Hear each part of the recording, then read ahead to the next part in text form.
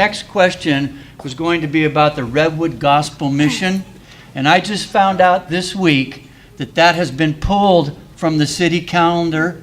The city council will not be hearing anything more about it at this time because the proponents from the Redwood Gospel Mission did not have the contract for the land anymore.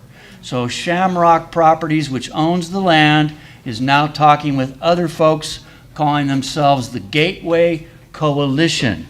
And that is not about a homeless shelter, that's about transit-oriented development near the railroad tracks. So the next person is Janice Siebert. I took a little of her question, but she's got more because she's on the Roseland School Board. So I know we're getting a Roseland question. Yes, and the whole Southwest is Roseland. You know, this is the Southwest area. We're a neighborhood.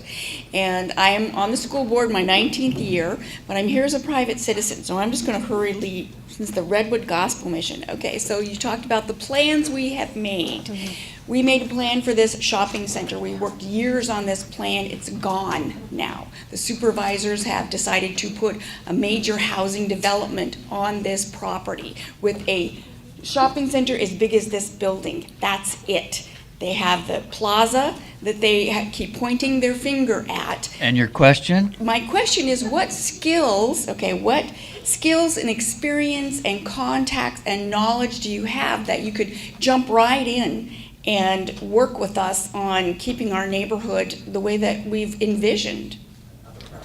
That's a fantastic question. And I have spent a good portion of the last year really reaching out and trying to get to know this community. I think I knocked on your door actually early on in the primary. So I have walked the vast majority of the neighborhoods in Roseland, in Southwest Santa Rosa. I have knocked on the doors of all of the local businesses. And so I've really opened up as a listening ear to the community and finding out what the community wants, what the community needs, and then how do we get that done on the Board of Supervisors. So I would say that familiarity with the community is tremendously important. And coming out here, as I have time and time again, I'm out here at least once a week, often more times than that, meeting with community members and really getting to know the area and what the needs are.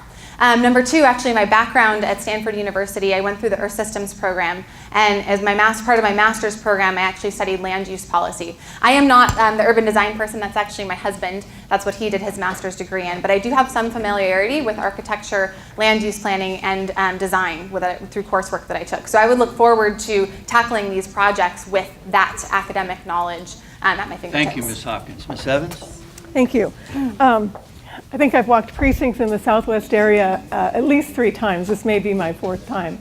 And my experience in land use planning is not academic, it's practical.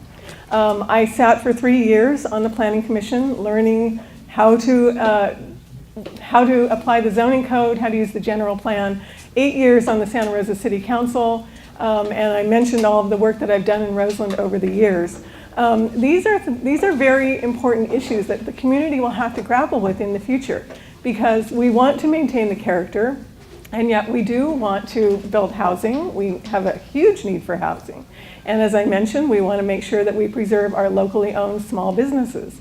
These are things that will have to be done through the planning process. It takes a huge amount of citizen involvement and engagement, and it will have to happen in part, through the annexation process, because that's one of the things that I, as a county supervisor, would want to be negotiating with the city council before the annexation takes place.